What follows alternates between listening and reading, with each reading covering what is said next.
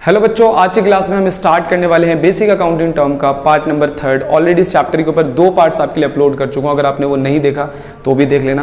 पहले 2 पार्ट के अंदर हम 2 इंपॉर्टेंट टॉपिक कवर कर चुके हैं। सबसे पहले मैंने आपको कवर करवाया था एसेट्स और दूसरे में मैंने आपको कवर करवाया था कि कैपिटल और ड्राइंग का मतलब क्या होता है। तो बड़े इंपॉर्टेंट टॉपिक्स थे दोनों जो मैं आपको कवर करवा चुका हूँ। आज हम बेसिक अकाउंटिंग टर्म का पार्ट नंबर 3 पढ़ने वाले हैं, ठीक है। और पार्ट नंबर 3 के अंदर हम एक और इंपॉर्टेंट वर्ड आज सीखने वाले हैं जिसका मतलब है लायबिलिटी का मतलब क्या होता है, ठीक है। सिंपल बिजनेस के अंदर लायबिलिटीज का मतलब होता है रिस्पॉन्सिबिलिटी, या फिर आप बोल दो कि जब भी बिजनेस के ऊपर कोई कर्जा चढ़ जाता है, क्या चढ़ जाता है, कर्जा चढ़ जाता है, तो उसको हम लोग बोल देते हैं लायबिलिटी।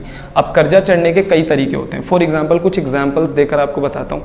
मेरी जो कंपनी है, मान के चलो मेरी कंपनी, मेरी शॉप, मेरा जो बिजनेस, मेरा ऑर्गेनाइजेशन जो भी है, अगर मैं अपने बिजनेस के लिए बैंक से 10 लाख रुपए का लोन देता हूं तो वो लोन मुझे चुकाना पड़ेगा। इसका मतलब मेरे सर पे लायबिलिटी चढ़ चुकी है। क्लियर हो गया।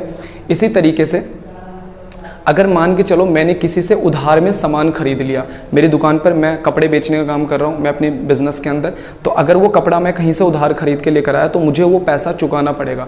इसको भी हम कहते हैं लायबिलिटी। सेम इसी तरीके से अगर कोई इंप्लॉई मेरे पास काम करने के लिए आता है और मैं उस इंप्लॉई को हर महीने सैलरी देता हूँ, तो उस महीने को उस इंप्लॉई को काम करते हुए 1 महीने से ज़्यादा हो गया, तो मुझे अब उसकी सैलरी मेरे सर पे चढ़ चुकी है, कर्जा चढ़ चुका है सैलरी का, तो इसे भी हम लोग क्या कहते हैं, लायबिलिटी। सेम ऐसे ही बिजली आप इस्तेमाल करते हो अपने बिजनेस के अंदर, आपका जो बिजली का बिल है वो आ चुका है, 5 दिन हो चुके हैं, अभी तक आपने पे नहीं करा, तो बिजली के बिल की, इलेक्ट्रिसिटी बिल की लायबिलिटी आपके सर पे चढ़ चुकी है, यानी कि रिस्पॉन्सिबिलिटी यानी कर्जा आपके सर पे चढ़ चुका है। तो सेम इसी तरीके से आप जिस मकान के अंदर आपका बिजनेस है, अगर आपने मकान किराए पे ले रखा है, 1 महीना पूरा हो चुका है और उसके रेंट का टाइम लग चुका है, 2 दिन एक्स्ट्रा हो गए, तो इसका मतलब रेंट का कर्जा भी आपके सर के ऊपर चढ़ चुका है। सिंपल सी बात है, लायबिलिटी का मतलब होता है एक तरीके का कर्जा, या फिर मैं बोल सकता हूं रिस्पॉन्सिबिलिटी, ठीक है। तो रिस्पॉन्सिबिलिटी या कर्जा, लायबिलिटी आपको समझ में आ गया होगा। मीनिंग क्या कहता है, इट मीन्स लीगल ऑब्लिगेशन। देखो लायबिलिटी एक लीगल ऑब्लिगेशन, अगर आप बैंक का पैसा वापस नहीं करोगे तो आपके ऊपर लीगल एक्शन हो सकता है। सेम आप इंप्लॉय से काम करवा के उसके सैलरी पे नहीं कर रहे, सेम आप लैंडलॉर्ड का मकान यूज कर रहे हो लेकिन आप उसका रेंट पे नहीं कर रहे, सेम इसी तरीके से आप बिजली यूज कर रहे हो लेकिन आप उसका इलेक्ट्रिसिटी बिल पे नहीं कर रहे, तो भाई आपके ऊपर लीगल एक्शन हो जाएगा, लीगल ऑब्लिगेशन है। तो लायबिलिटी का मतलब एक ऐसी रिस्पॉन्सिबिलिटी है जिसे पूरा ना करने पर आपके ऊपर लीगल ऑब्लिगेशन हो सकता है, यानी कि आप कानूनी कार्रवाइयों में फंसाए जा सकते हो। Of business which arising out of some transaction, liability जो होता है वो अराइज होता है ड्यू टू सम ट्रांजैक्शन। आप अपने बिजनेस के अंदर कोई ट्रांजैक्शन करोगे, कोई लेन देन करोगे, अगर आप बैंक से लोन ही नहीं लोगे तो आपके ऊपर लायबिलिटी क्यों चढ़ेगी बैंक की। अगर मान के चलो आपने बिजली इस्तेमाल नहीं करी तो बिजली का बिल आपके पास क्यों आ जाएगा। तो लायबिलिटी जो होती है वो अराइज होती है ड्यू टू सम ट्रांजैक्शन, ठीक है। अब लायबिलिटी 2 तरीके की होती है, एक होती है इंटरनल और एक होती है एक्सटर्नल। अब इंटरनल और एक्सटर्नल आपको समझ में नहीं आएगी।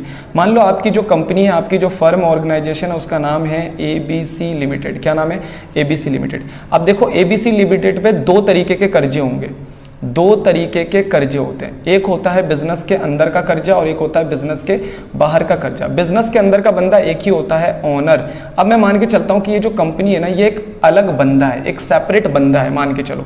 तो ये कंपनी है, इस कंपनी को चलाने के लिए आपको पैसा लगाना पड़ेगा बिजनेस के अंदर। ये कंपनी कहती है मैं अपने आप नहीं चलूंगी, मेरे को कुछ पैसा चाहिए। अगर ये कंपनी कपड़े की है तो इसे कपड़ा खरीद के लाना है, फर्नीचर खरीद के लाना है, अपने बिजनेस के अंदर लगाने के लिए फैन चाहिए, बिजली का बिल भरने के लिए पैसा चाहिए। तो ये पैसा कौन लगाता है, ये पैसा लगाता है ओनर। क्या लगाता, कौन लगाता है, ओनर। तो ओनर जो बिजनेस के अंदर पैसा लगाता है, ये भी तो एक तरीके से इसने ओनर से क्या लिया, कर्जा लिया। तो ओनर की लायबिलिटी को हम लोग कहते हैं इंटरनल लायबिलिटी। ओनर को छोड़कर बाकी जिसने भी कर्जा दिया, जैसे कि बैंक ने कर्जा दिया, जैसे कि सप्लायर ने उधार में सामान दिया तो उसका कर्जा चढ़ गया, जैसे इंप्लॉय ने आकर आपके बिजनेस में काम करा तो उसकी सैलरी का कर्जा चढ़ गया, बिजली के बिल का कर्जा चढ़ गया, ये सब कैसी लायबिलिटी है, एक्सटर्नल। तो ओनर जो बिजनेस का मालिक पैसे लगा देता है, उस लायबिलिटी को हम लोग क्या कह देते हैं, इंटरनल लायबिलिटी कह देते हैं, है ना। लिखा हुआ है इंटरनल लायबिलिटी में liability of the owner of the business.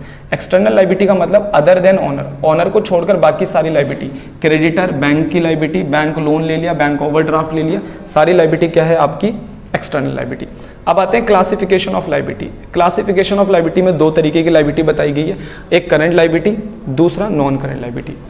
कोई भी ऐसी लायबिलिटी जिसे पे करने के लिए आपको 1 साल से कम का टाइम मिलता है, उसे कहते हैं करंट लायबिलिटी।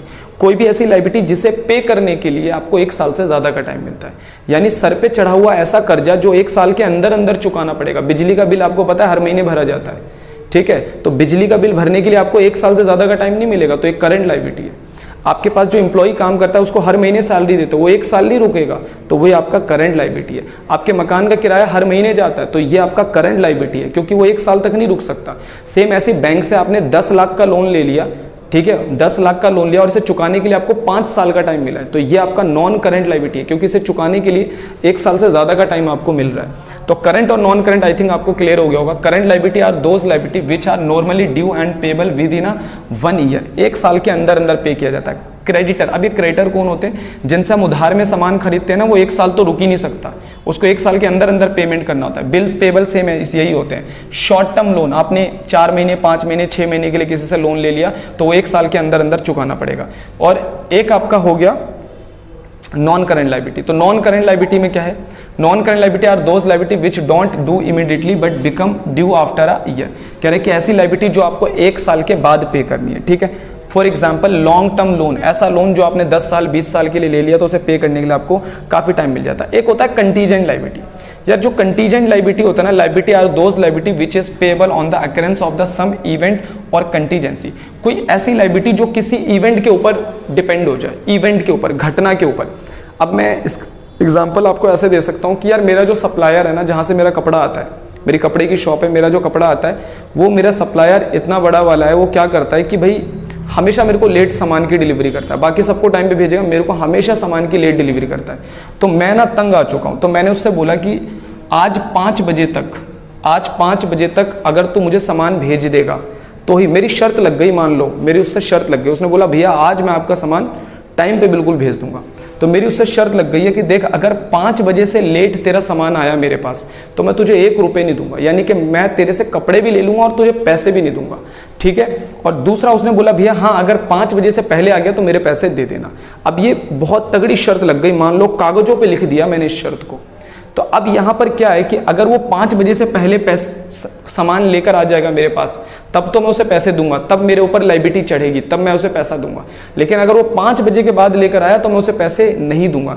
ऐसी लायबिलिटी जो किसी इवेंट के ऊपर डिपेंड हो जाए, मतलब किसी घटना के ऊपर, यानी किसी शर्तों के ऊपर डिपेंड हो जाए, तो यहां पर अगर वो बंदा 5 बजे से पहले सामान लेकर आता है तो ही मेरी लायबिलिटी बन रही है, वरना मेरी लायबिलिटी नहीं बन रही। ऐसी लायबिलिटी को हम लोग कहते हैं कंटीजेंट लायबिलिटी। तो मेनली 3 तरीके की हो गई लायबिलिटी, एक तरीके से देखा जाए तो करंट लायबिलिटी, नॉन करंट और कंटीजेंट। तो मेन 2 है सबसे, करंट और नॉन करंट। बाकी कंटीजेंट को भी आप ध्यान रखना। कंटीजेंट लायबिलिटी वो है जो किसी इवेंट के ऊपर डिपेंड होती है, ठीक है।